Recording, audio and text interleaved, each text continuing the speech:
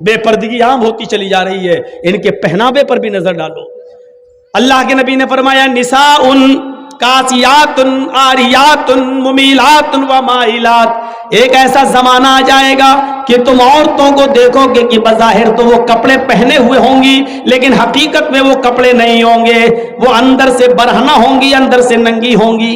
دیکھ لیجیے آپ ہاف آستین کے کپڑے پہن رہی ہیں. آپ جو غیر شادی شدہ ہے, جن کی شادی نہیں ہوئی, وہ شلوار سوٹ پہنتی ہیں, آستینیں کھلی ہوئی ہیں, دوپٹہ بھی اب سر پہ نہیں رہا. اللہ کے رسول جب معراج پہ گئے تو آپ نے دیکھا کہ کچھ عورتوں کو سر کے بال پکڑ کر ایک درخت سے لٹکا دیا گیا جہنم کے اندر, اور ان کو الٹا الٹا ان کو گھمایا جا رہا ہے, اور ان کے ہاتھ پیچھے سے باندھ دیے گئے ہیں, اور ان کے دونوں سینوں میں, عورتوں کے دونوں سینوں میں کھنجر ڈھونک دیے گئے ہیں یہاں سے, اور یہاں نکال لیا گیا ہے.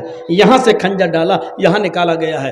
پوچھا اللہ کے نبی نے جبریل یہ کون عورتیں ہیں جن کو اتنا دردناک جہنم میں عذاب دیا جا رہا ہے, جن کے سر کے بال پکڑ کر ان کو لٹکا دیا گیا ہے اور ان کے سینوں میں کھنجر چبھو دیے گئے ہیں؟ جبریل نے فرمایا اے اللہ کے نبی یہ وہ عورتیں جو دنیا میں اپنے بال کھول کر چلا کرتی تھی, اپنے بالوں کو دوپٹے سے نہیں ڈھانکتی تھی, اپنے سر پر اوڑھنیاں نہ ڈالا کرتی تھی, اپنے سروں پر اوڑھنیاں نہیں اوڑا کرتی تھی, یہ کھلے بال لے کر چلتی تھی. بازار میں, اسکولوں میں, کالجوں میں ان کے بال کھلے رہتے تھے. اور یہ وہ عورتیں جن کے سینوں میں کھنجر ڈال دیے گئے ہیں, یہ اپنے سینوں پر اوڑھنیاں چادر نہیں ڈالتی تھی, اتنا ٹائٹ کپڑا پہنتی تھی کہ کپڑا پہننے کے باوجود ان کے سینے کا حصہ اٹھا ہوا نظر آتا تھا. غیر مرد ان کے سینے پہ نظر ڈالا کرتے تھے, آج ان کے سینوں کو چبھو دیا گیا ہے, ان کے سینوں میں کھنجر ڈال دیا گیا ہے, ان کے سینوں میں کھنجر بھونک دیا گیا ہے. ہماری ماں بہنیں یہ عذاب پہ کہیں مبتلا نہ ہوں, ان کے سر کے بال پکڑ کر ان کو لٹکایا نہ جائے, ان کے سینوں میں کہیں کھنجر نہ چبھ ہو جائیں. ان کو کہو اپنی بیٹیوں سے اسکول میں جائیں تو کم سے کم اوڑھنیاں اور ڈھیلی چادر اپنے جسموں پہ ڈال لیں. فرمایا ایک ایسا زمانہ آ جائے گا کہ عورتوں کو دیکھو گی کہ کپڑے پہننے کے باوجود ننگی ہوں گی.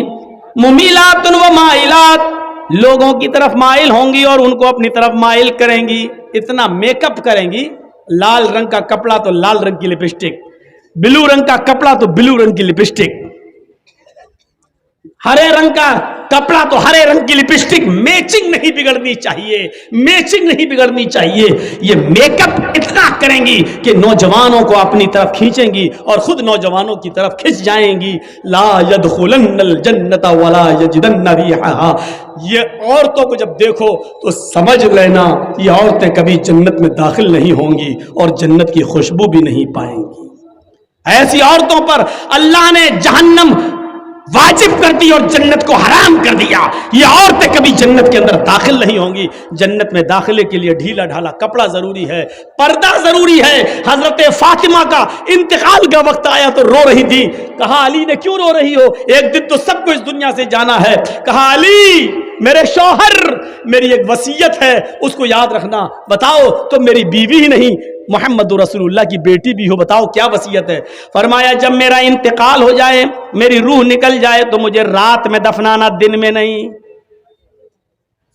عشاء کی نماز کے بعد اندھیرے میں میرا جنازہ لے کر قبرستان جانا, دن میں نہیں. حضرت علی نے کہا یہ تم نے ایک نئی مصیبت میرے اوپر ڈال دی. مان لو فجر کے بعد اگر تمہارا انتقال ہو جاتا ہے تو ظہر کے بعد دفن کیا جائے گا, ظہر میں انتقال ہوتا ہے تو عصر میں, اب فجر کے بعد اگر انتقال ہو جائے تب بھی ہم عشاء کے بعد تمہیں دفنائیں, یہ کہاں کی عقل مندی ہے؟ فرمایا اے علی, اے میرے شوہر, میرے اوپر یہ احسان کرنا جو میں آپ سے کہہ رہی ہوں.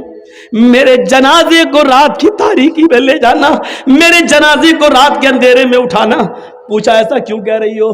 کہتی ہے کہ میں ایسا اس لیے کہہ رہی ہوں کیونکہ میں یہ نہیں چاہتی کہ میرے مردہ جسم پر پڑے ہوئے کفن پر بھی کسی غیر مرد کی نظر پڑے. میرے مردہ جسم پر پڑے ہوئے کفن پر بھی کسی غیر مرد کی نظر پڑے. میں چاہتی ہوں کہ میرا جنازہ جب اٹھے تو میرے کفن کو بھی کوئی نہ دیکھے, میری شکل صورت تو بہت دور کی بات ہے. حضرت فاطمہ کی یہ نصیحت थप्पड़ मार रही है। आज हमारी बेटियों और हमारी बीवियों के मुंह पर, हमारी औरतों के मुंह पर गौर करें, मरने के बाद कोई निकाह नहीं कर सकता है, मरने के बाद कोई किसी से दिलचस्पी नहीं रखता है। कितनी खूबसूरत लड़की क्यों ना जमीन पे पड़ी हो, अगर मर गई तो उसकी तरफ कोई इंटरेस्ट नहीं लेता है। लेकिन हजरत फातिमा क्या कह रही हैं कि मेरे इंतकाल के बाद मेरे मरे हुए जिस्म पर पड़े हुए कफन पर भी किसी गैर मर्द की नजर ना पड़े। एक तरफ इस पर्दे को देखिए और एक तरफ हमारा समाज, हमारी सोसाइटी, और इस सोसाइटी में घूमने वाली आवारा गायें, आवारा भेड़ों को देखिए। आज मुझे कहना पड़ रहा, आवारा गायें, आवारा भैंसें, आवारा बकरियां, आवारा भेड़ें, इनको कहना पड़ रहा है। आप ये मत कहिए कि मौलाना जर्जीस मिसाल गलत दे रहे हैं। जरूरत पड़ने पर कुरान ने भी चौपाइयों की मिसाल दी है। उलाइका कल अनआम बल हुम अज़ल, ये चौपाइयों की तरह हैं बल्कि उनसे भी ज्यादा गए गुजरे। जब कुरान इंसान को अल्लाह चौपाइयों की तरह कह सकता है, अगर हमने इनको बेलगाम घोड़ी और बेलगाम ऊँटनी या हमने आवारा भेड़ो बकरी कह दिया तो कोई गलत नहीं किया, कोई गलत नहीं किया। हमें अपने मुआशरे पर नजर डालना है। मेरे भाइयों की एक लड़की की इज्जत को इस्लाम ने कितना प्यारा बनाया है, जिसको हम मोबाइलों में बात कर करके छलनी छलनी कर देते। गुफ्तगू हुई, हाँ आ जाओ, इस जलसे में भी आई होंगी, फोन पे बात करके 3-4 बजे सेटिंग हो गई होगी, हाँ फला जगह मिलेंगे। आज तो तुम्हारे पापा भेज ही देंगे जलसे के नाम पे, कौन रोकेगा। तुम हंस रहे हो, ये रोने का मकाम है, रोने का। हमारी बहनों बेटियों के लिए कहाँ पर मीटिंगें हो चुकी हैं कि इनको कॉलेजेस और यूनिवर्सिटी में पढ़ाओ और जगह दो और गैर मुस्लिमों से इनके निकाह करवाओ और 2-4 बच्चे पैदा करके बच्चे अपने पास रख के इनको छोड़ दो। हमारी बेटियों के खिलाफ मीटिंगें हो चुकी। आप हंस मोबाइल में लगे हो, एक्सक्यूज मी, हाय हाय डार्लिंग, इसी में आज हम पड़े हुए हैं। याद रखो, जिस रास्ते पे तुम चल रहे हो, अल्लाह की कसम ये रास्ता तुम्हारे घर तक जाता है, तुम्हारी दहलीज तक जाता है। कुरान ने जिना को क्या कहा है? ला तक़रबुज़ ज़िना। कुरान ने क्या कहा है? ला तक़रबुज़ ज़िना इन्नहु काना फ़ाहिशतन व साअ सबीला। ये बहुत गंदा रास्ता है। अल्लाह ने जिना को गंदा रास्ता क्यों कहा? जिना को ये नहीं कहा गंदा काम। अल्लाह ने क्या कहा? गंदा काम तो है ही, लेकिन बहुत गंदा रास्ता भी है। ये गंदा रास्ता क्यों कहा? पूरे 1 साल तक मैं यही ढूंढता रहा कि जब जिना गंदा काम था तो गंदा काम कह दिया था, अल्लाह ने काफी था, लेकिन गंदा रास्ता क्यों कहा है? जिना रास्ता कैसे हो सकता है? गंदा रास्ता। 1 साल तक पढ़ा, 1 साल तक किताबों की हमने पन्ने पलटे, 1 साल तक हमने चेक किया, 1 साल तक मौलवियों से राब्ते कायम किए, 1 साल तक बड़े बड़े उलमा से हमने कांटेक्ट किया, तब 1 साल के बाद हम इस नतीजे पे पहुंचे कि अल्लाह ने इसको गंदा रास्ता इसलिए कहा क्योंकि जिस रास्ते पे तुम चल रहे हो इसकी मंजिल तुम्हारे घर तक जाती है। यानी तुम दूसरों की बहन बेटी के साथ जो जिना करने का इरादा करते हो, हकीकत ये होती है कि जिस रास्ते पे चल के तुम दूसरों की बहन बेटियों की इज्जत लूटते हो, ये रास्ता तुम्हारे घर तक जाता है, यानी तुम्हारी बहन और बेटियों की इज्जत भी लूटी जाती है। इसलिए अल्लाह ताला ने इसको गंदा रास्ता कहा है। गंदा रास्ता। हम समझ रहे हैं कि दूसरे की बहन है उसके साथ हम गलत काम कर रहे हैं, हकीकत यह है कि यह रास्ता हमारी बहन तक जा रहा है। हम समझ रहे हैं कि दूसरे की बेटी है जिसके साथ हम गलत काम कर रहे हैं, हकीकत यह है कि हम अपनी बेटी के लिए दरवाजा खोल रहे हैं और यह रास्ता हमारी बेटी तक आता है। कितने दिन हो गए हमने नहीं बताया, और शायद आपको मालूम हो कि हमारे इलाके का वाकया है कि एक अमीर आदमी ने एक रिक्शा चलाने वाले को, जिसकी सिर्फ एक बहन थी, बस एक बहन, कोई नहीं था उसका,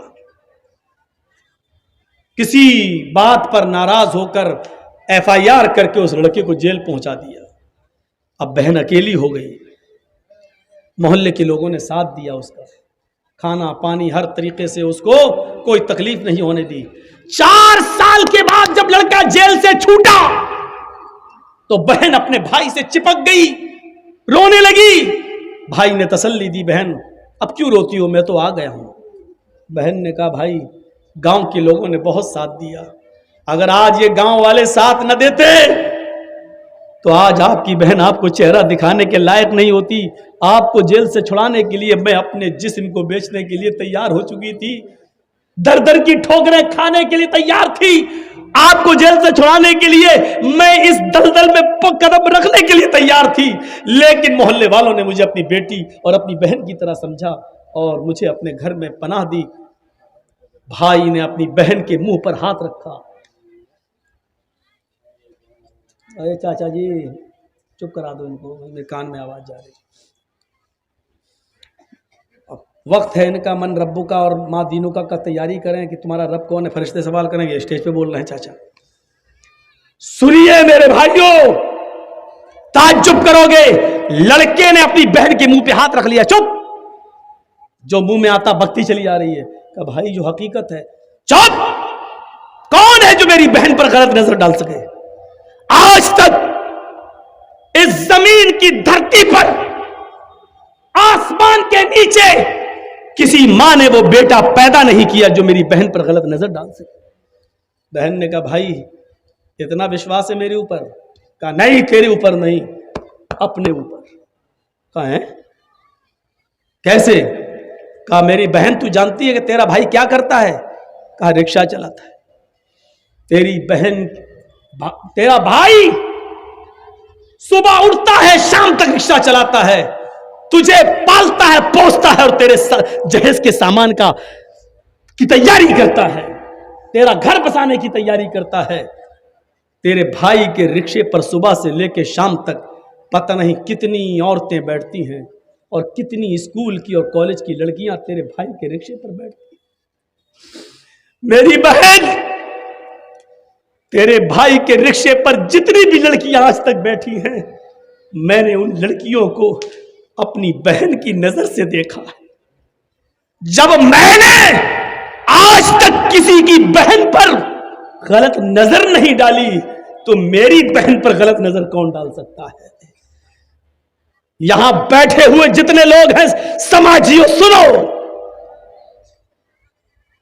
اتر دیناج پور کے چپے چپے سے آنے والوں سنو, اپنی بہن پر بھروسہ وہی کرنا یہاں سے اٹھنے سے پہلے جو اپنے آپ کو بھروسے کے لائق سمجھتا ہو. اتنا یاد رکھنا, اگر تم نے کسی کی بہن اور کسی کی بیٹی کی عزت و آبرو سے کھیلا ہے تو حقیقت میں تم نے اپنی بہن اور اپنی بیٹی کی عزت و آبرو سے کھیلا ہے.